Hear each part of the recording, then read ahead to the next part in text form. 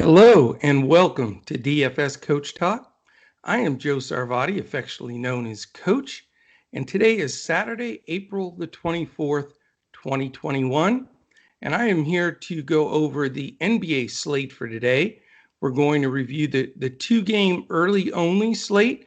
There's a 1 and a 3:30 game, and then we're also going to go over the six-game main slate, which will start at 7 Eastern this evening. So very good 8 games, a lot of huge news still to drop throughout the day.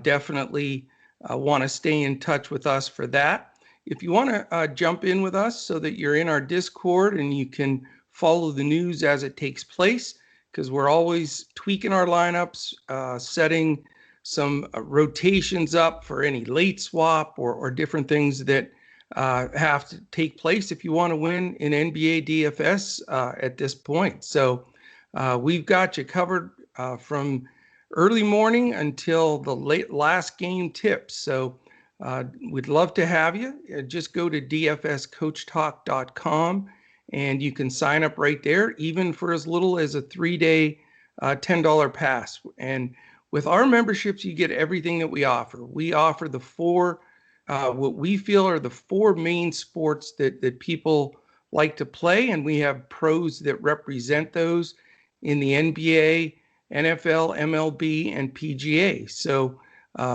all you need, one membership gets everything for you. You don't have to purchase each individual sport. So we'd love to have you. All right, let's dive into this two-game early slate, and this podcast will be out in the morning, so you should be able to catch it prior to that, those two games beginning. The first game, the early game on the slate, it is a 1 o'clock Eastern game, and it's the Toronto Raptors versus the New York Knicks. Toronto comes in at 25-34. The Knicks are 33-27. The Knicks are a 1.5-point favorite, so close game expected, but a very paltry 213.5 over/under. We know that the pace situation in pretty much all Knicks games end up, just being a grinded out game. That's just the way they play and the way they win. So you cannot blame them for coming up with a really good format to attack other teams with and get them out of their game, and they absolutely do that. So in this game, as far as pace goes, Toronto is 11th, which, not bad, but like we just said, Knicks 30th. So that really affects that total in this game. And then, the other part that is concerning is from a defensive efficiency standpoint. We have the Knicks, the fourth best in the league, and Toronto, a very respectable 11th, considering they've had so many guys in and out with injuries and COVID. As far as injuries in this game, for Toronto, we have Watson out and Boucher out, which is interesting news. And Rodney Hood, who they picked up by trade, is questionable. And then for the Knicks, they just have one injury designation, and that's Alec Burks, who remains out for his third game. So to look real quickly at the probable lineups in this affair, you've got Lowry, Van Vliet, Anunoby, Siakam, and Khem Birch listed as the starting center. They also have Baines that can, will get some minutes in there with Boucher being out. So they do have a lot of their guns back that were out for quite some time, which should make this a very competitive game. The Knicks have their regular starting five: Peyton, Bullock, Barrett, Randall, and Noel. And then, they've got some guards off the bench. Taj Gibson at center comes in for Noel. So it creates, a pretty competitive game. A game, obviously, in my opinion, on a big slate, you pretty much avoid it as much as you can, because you hate to pay up for a pricey Randall, or Siakam even in this kind of slowdown game. The guard position with Van Vliet and Lowry, since they both come back, they both chipped in, but haven't smashed any slates by any stretch. So really creates a tough game to roster a lot of people in. And then the second game in the early morning or the early afternoon is also awaiting a bunch of news, including Embiid. So, where do you have your exposure for this two game? There's a couple of options here. If you want to get a super value play that shoots the ball a lot and has been shooting it better from three, Reggie Bullock is an option. I know it seems sort of crazy, but he has been playing pretty decent. So he's one guy. Don't think I'm going to go to Randall here. I want to utilize, I think, the money, the salary in this second game. The other person for the Knicks that has a little bit of interest is R.J. Barrett. He gets enormous minutes, but he's probably going to draw some Anunoby defense, which is not good. He's one of the better small forward defenders in the league.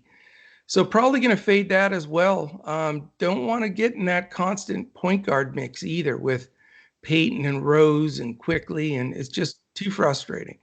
So, on the Toronto side, the big question is, do you take a shot at Lowry or Van Vliet? That's the question. My tendency here is to go Lowry because his price is way down. He does get some questionable defense when Rose is in there. And then Peyton and Quickly, they're decent but not great defenders. So I think Lowry is a little bit better play. Bullock is a good on-the-ball defender, and I think he'll give Van Vliet a little trouble.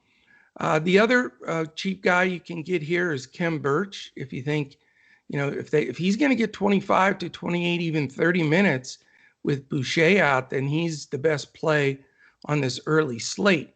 So you have to consider him. The question is he going to be in any kind of a timeshare with Aaron Baines? So that's the big question. So there's a few guys here, 2-3 guys at the max that we can use in this two game early slate. All right, let's go right on to the second game. We have Philadelphia 76ers at the Milwaukee Bucks. Philly's 39-20, Milwaukee 36-22. Milwaukee's a big 7.5 point favorite, and that's because Embiid is questionable. So that line makes me think that he's not going to play, but he was questionable the other day and did play. So you need to watch the news here and plan accordingly. 7.5 Milwaukee, and it is 230 over under. So 16.5 points higher than the first game, and deservedly so. I think you need to build out your roster, with 5 or 6 guys from this game in this early slate. Couple of things. The pace is great.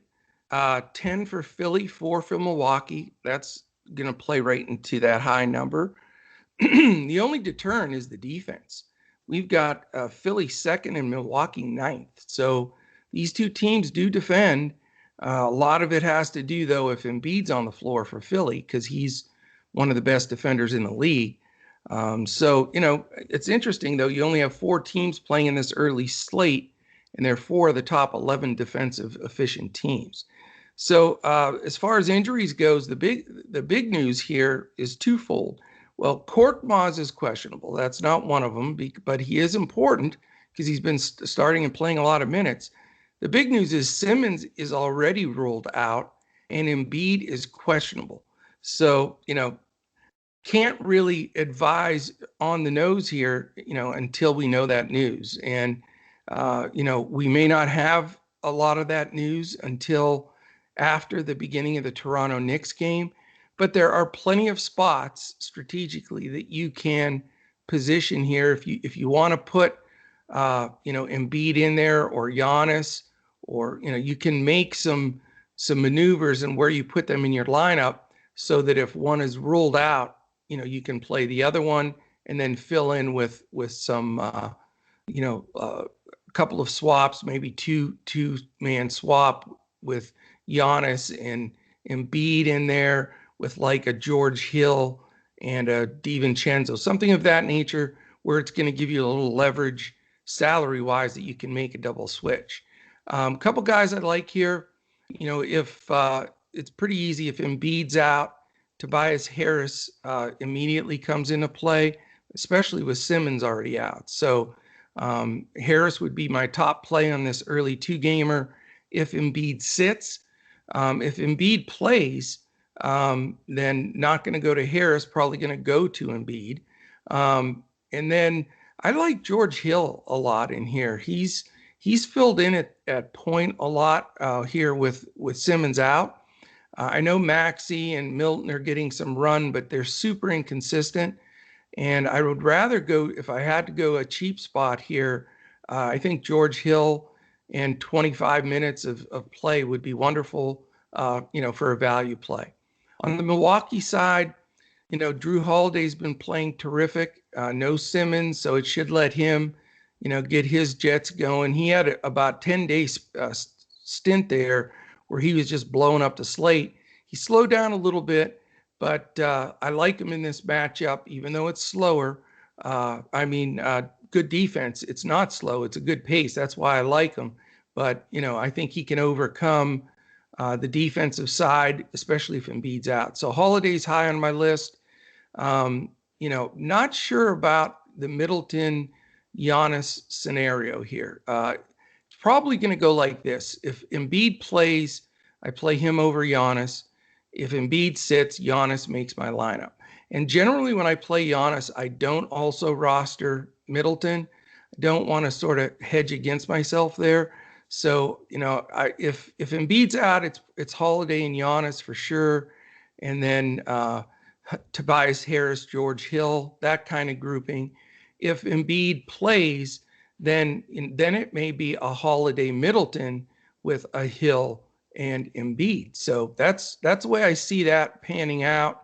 More exposure to the second game, a couple of smart one-offs, specifically maybe Lowry, and Birch in the first game. So that wraps up the two-game early slate. Hopefully we crush that. Now we go on to the six-game main slate. The first game is at 7 o'clock. It's the Detroit Pistons at 18-42, at the Indiana Pacers 27-31. In this game, we've got, it's the first night of a back-to-back for Indiana. So that's something to be cognizant of there. But Indiana needs wins, man. They're 4 games under 500. They're trying to not make the playoffs, not even the 10th spot if they don't get it going. So I know they're going to roll some guys out. They are favored by 4.5 only, which is surprising. They're not a bigger favorite, but the reason being is Sabonis is out. 224.5 over under, which is very respectable. Pace, Detroit, pretty slow, 22. Indiana does push it. They're 6th. Defensive efficiency should be a fairly open game. Detroit 20th, Indiana in the middle of the pack at 14. Injuries are important here. We've got 2 Detroit guys, Joseph and Grant, probable. So they're going to have all their guns here. Everybody from, Hayes to Josh Jackson, Sadiq Bey. Grant looks like he'll be back, Plumlee and Stewart. So they actually have a pretty deep rotation here against a very banged up Indiana team. Indiana has Sabonis out, and then 3 questionable guys, Lamb, McDermott, and Bitadze. So that creates an issue. And then on top of that, Miles Turner's already been rolled out. And, we have, I mentioned Jeremy Lamb. So we've got a lot of guys there really not looking good for the bigs at all. So, the question is, who do you rile up here in this game to get the minutes and get the points? There is some potential with some of the backups. I think what it mainly does, though, is just shines a spotlight on LeVert. It was a similar situation their last game, and LeVert was fantastic.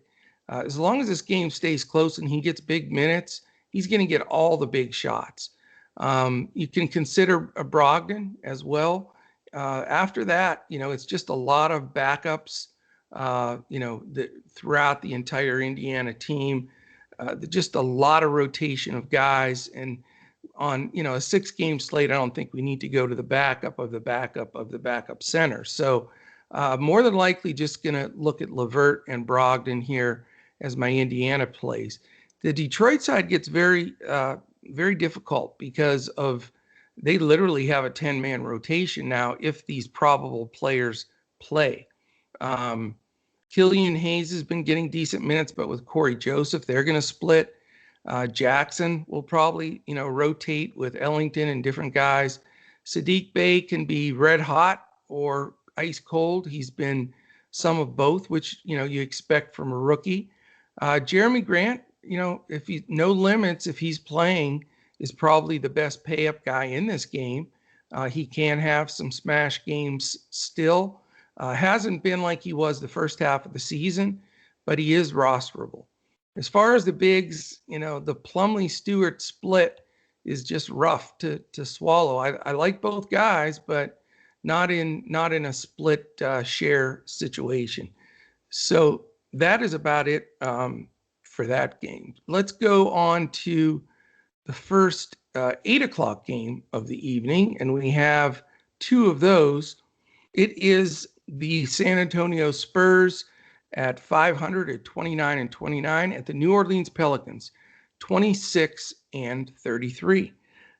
The Pelicans are a 3-point favorite, and it's a 228.5 over under. Not bad at all. As far as pace, they're 18th and 14th respectively, so very middle of the pack. Defensively, you've got San Antonio at 12th, and the Pelicans really struggle.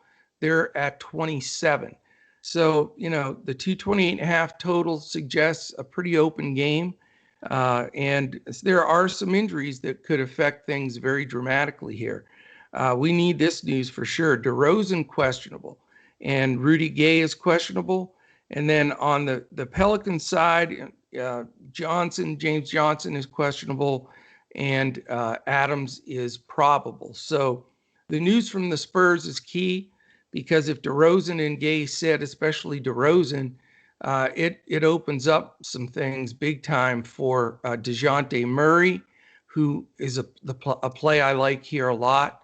It also maybe gives a little more usage to Jakob Poeltl playing the big, which he will against Adams. He should get full minutes. Don't want to go with the second and third flight guys from the Spurs. So I'd probably go to those two spots with DeRozan out.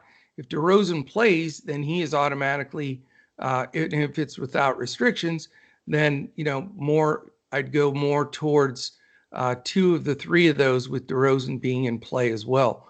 On the Pelican side, they've been playing fantastic basketball. Zion, is playing a lot of point forward, bringing the ball up and just daring people to try to stop him going to the basket. And most people can't do it. And I don't think the Spurs have the best matchup for him. I guess, it would be if they had Rudy Gay back off the bench, he could, give him a little body up. But, he'll eat Keldon Johnson for breakfast and just, blow through some of these guys. And he's way too quick for a big like Poeltl. So Zion's a huge play for me here. I like him even better if Gay doesn't play.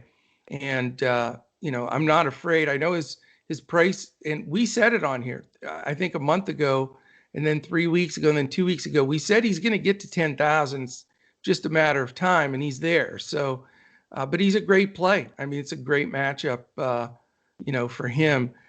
Brandon Ingram's been playing Super Bowl too, and he is very much in play, but very expensive. So in my book, you can't afford both. I'd lean Zion, and if if I changed my mind, it would be to Ingram. Don't really like anybody else on the Pels side at this time. So a couple of big guns in this game, but we do need the rest of that news. All right, the next game, another 8 o'clocker. Chicago Bulls, 25-34, 9 games under 5. I can't believe they're going to miss the playoffs. I thought they were going to be a team to be reckoned with and a dangerous team if they could sneak in. Miami's 31-29, and then we've got Miami on the second night of a back-to-back. So that is definitely a concern. How is it going to affect their players? That's the question. What they have right now is nobody listed on the injury list, except we know Oladipo's been out for a long time. So, they may roll guys out full minutes here again. Nunn, Robinson, Butler, Ariza, Adebayo, and then their bench. So, maybe 3-4 minutes less for the big guys, but I think the majority of their regulars, even though it's the second night, are going to play. So against a shaky Chicago defense, I think Kendrick Nunn is a decent play. The way he's shooting the ball right now, you can always pay up for Butler if you choose not to pay up in a different spot. He hasn't been breaking slates, but he is due for one of those triple-double kind of games. So have to keep an eye on him. Trevor Ariza has been a really good, very solid play for value. He will hit some threes, but there is some danger there of him having a flat game. So you got to pick him in the right spots, but I think this is a pretty good one. Bam's in play too. I think he's, his quickness and explosiveness is going to give Vuk some trouble without question. They may even try to put Daniel Tice on Bam just for the lateral quickness, which would actually be a good move. So we'll see how that matchup goes. Bam is a little pricier than I'd like. On the Chicago side, since Levine has been out, and he remains out here with Troy Brown, Patrick Williams, by the way, is questionable. So, there are some possible injuries there that could affect this game for Chicago. Kobe White has been stepping up. He's been a little inconsistent. I respect Miami's D, so I don't think I'm going to go there. Garrett Temple's getting full minutes. Tice is not a bad, buy if you're looking for value. And I don't really like Vuk in this matchup either. So 207.5, brutal over under. I'll come out of here possibly with a one-off with maybe a Nunn, or if for some reason salary opens up for me, maybe a Butler, but that's it. Other than that, it is a move on to the next one. The next game is the 8:30 p.m. game. It's the Los Angeles Lakers at 35-24, Dallas Mavericks 32-26. So an interesting game here. Dallas won the last matchup when they played the other day, and they go right back at it here, but a lot of injuries to mention. On the Lakers side, we have Morris probable, KCP questionable, Schroeder probable, Drummond probable, AD probable. So those guys will probably all play, except for KCP may sit. Two guys, but important ones for the Mavericks, Kristaps Porzingis and Maxi Kleber, both questionable. So, of course, we need to know what the scenario is with Porzingis, because that changes a lot of things with the Mavericks. It isn't a run and grab Luka the second KP's out, because the consistent stat all year long has been Luka's performance actually improves just a smidgen, but it actually improves with KP on the floor. So it's not like that usage of Porzingis flies right to Luka. What it generally does is go to a couple of the secondary guys. You'll get a lot more shots from Hardaway, Josh Richardson, and Dorian Finney-Smith. So those are three value guys you can look at if Porzingis is out. Luka's certainly in play. He had almost a 30-point triple-double against the Lakers in the last game. They didn't have a lot of answers for his penetration to the basket. However, AD with maybe a few additional minutes, he had a 15-minute cap. The first game, I would assume that's up to about 18, maybe somewhere in there. So that's going to help their interior defense big time because AD is a good defender. But watching that game, AD was definitely easing into it. It looked like almost a scrimmage game to him where he didn't extremely exert himself. And I don't anticipate that he will again today. I think they told him, hey, we need you for the playoffs in 17 games. Ease back in. We're going to play you minutes. Don't extend yourself, extremely much where you could get hurt again, because they're expecting LeBron back probably in about a week. And so they'll get a final dozen, 10 games or 12 games together, and then they're going to be dangerous. So as far as who I like here, I think with a lot of the guys dinged for the Lakers, KCP scorched him for a bunch of shots, but he's questionable. I think Schroeder deserves a mention here. He's going to get some Richardson defense, but he did well against him last time. Not crazy about him, but he's dangerous. I don't like Kuzma in this matchup. He's probably their biggest threat, but I want to fade him. I think he gets good defense from Finney Smith. AD, you can't play with that low of minutes. I really don't believe it makes sense at his salary. Drummond still remains in play for me. I'm not doing somersaults, but he did have a real nice double-double against the Mavericks. Mavericks can't guard the interior. So if we can squeeze 24 minutes out of Drummond, I think he's very playable. It'd be great to get 28, but it would really suck to get like 20. So, there is definitely risk reward there, depending on which side he falls on in the minutes. But I think he's a big danger for the Mavs in the interior. For Dallas, Luka's a if you want to go there. I mean, it's possible. The potential is there. But with his salary as high as it is, it makes it very difficult. Other news throughout the day is going to affect it. I'm still leaning to either going with Embiid or Giannis, depending on the Embiid news, rather than Luka. And I don't think you can pay up for two of those three unless you really want to, scrape the bottom of the barrel, or in case, a bunch of news drops and a ton of value opens up. So possibility there. But if Porzingis sits, I do want to take a few value shots with maybe a Dorian Finney-Smith or a Tim Hardaway Jr. All right, we've got the late night after hours 2-gamer here. It is a 9 o'clock game. The Minnesota Timberwolves at 16-14, and the Utah Jazz at 44-15. Amazing. Utah's favored by 11.5, so the biggest spread. Certainly a very possible blowout risk. So a little worried there. You've got pace-wise Minnesota 3rd and Utah 15th. So that's definitely a good sign for this game. However, Utah is the 3rd best defense in the league, and Minnesota terrible at 28. So without Mitchell, a lot of the guys have been picking up the slack. For me in this game on the Utah side, I think the guys that are super playable to me are Conley, Ingles, Bogdanovich, and Clarkson. I like the 4, 1, 2, and 3 position guys for the Jazz. 2 of those 4 could very likely make my lineup. I'm not going to roster more than 2 Jazz because of the concern of the blowout, and that may even be a push. Maybe smarter to go with 1, just because of that, would sink the ship. But it's hard not to play them with the poor defense from Minnesota and the pace that they play at. As far as the Minnesota side, I've been riding a couple of guys in here with Anthony Edwards and D'Angelo Russell.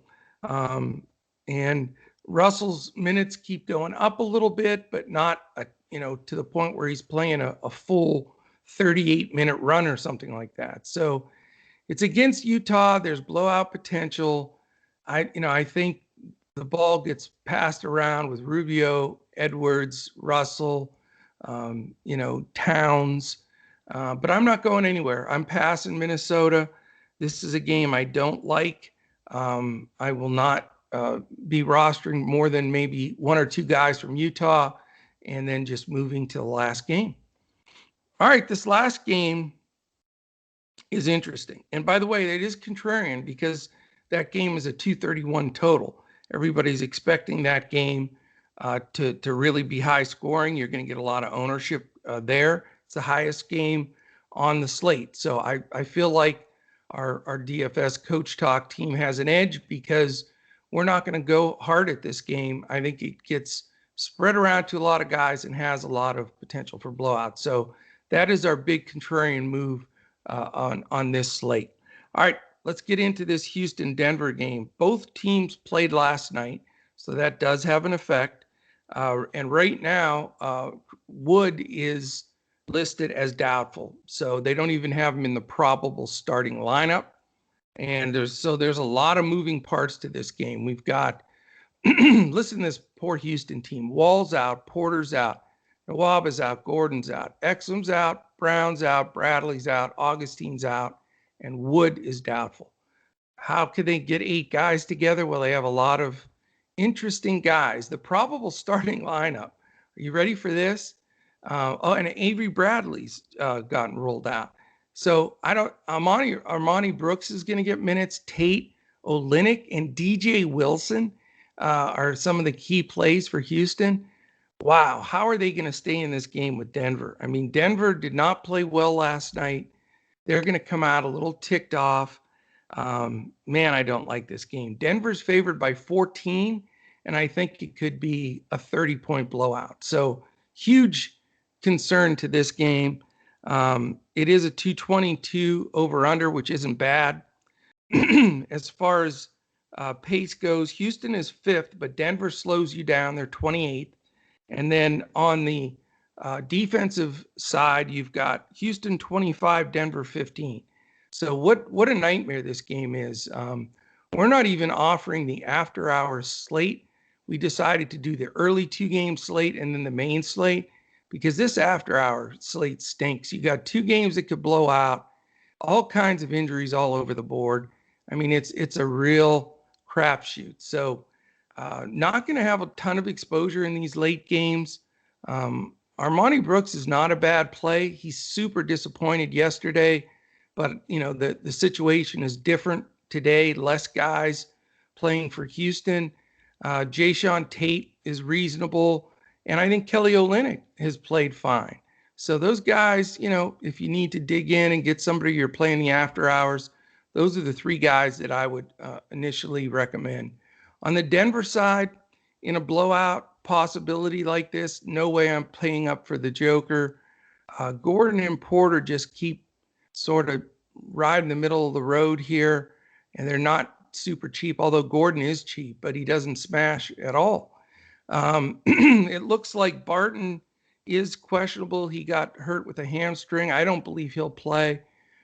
So it does open some things up, maybe a Campazzo as a cheap option, but really don't like that game whatsoever. So plenty of exposure in the main games, of the 6 games on the main slate. It's more of a 4-game slate for me to a 3-game. I'll have out of 3 games, I'll probably have almost all my positions filled. And I think that's the way to go. Choose your spots and stay your ground. And mostly fading this Minnesota-Utah game will make us different enough, I think, that we can take some stuff down. So I really appreciate you listening in today. If you want to join us, follow this in Discord and then get our lineups. We give out full lineups in FanDuel and Yahoo. We also give a coach's clipboard on DraftKings. And again, once you join, you get everything that we have, all our content, podcasts, all of our Discord information, the best Discord community in DFS. And we'd love to have you join. If you want to get a free membership with us all the way until June 1st, and you bet on the games, go to betus.com.pa. Sign up by using the promo code CoachTalk, all one word, no space, and then just shoot us a DM on Twitter. We're at DFS CoachTalk. Let us know you signed up for that package. We'll confirm it, and we'll put you right into our Discord free until June 1. And then you use the $149 you deposit at BetUS to play and wager there. So it's a great, great deal. I think that is about it. If you're watching this on YouTube, we always ask our one big ask. Please smash the like button, the thumbs up button, subscribe. We really on the precipice of taking it to another level from our subscriber numbers. So we'd ask you to please do that. We have only about literally a third of our members or of our listeners that listen in and don't subscribe. So that's important to us. And then hit that alert button because, the pods do come up at a little bit of different times. So we want to make sure you don't miss them. So appreciate you guys. Thanks for tuning in. I hope you guys just crush it today. And we're going for a 3-game sweep. We're calling it Friday, Saturday, Sunday, 3-day sweep, if you will. We had a great takedown Andrew did for the After Hours NBA slate. Just a beautiful lineup there. We smashed and top 0.03% lineup in baseball on our main hybrid slate. So some good cashes last night, and we're looking to carry it right into today. We've got the dynamic duo of Josh and Tyler providing baseball, and then I'll be providing basketball. So it's going to be a fun day of sports. We hope you jump in our Discord, find us at dfscoachtalk.com, and then I'll be back again tomorrow when we look to crush it in DFS.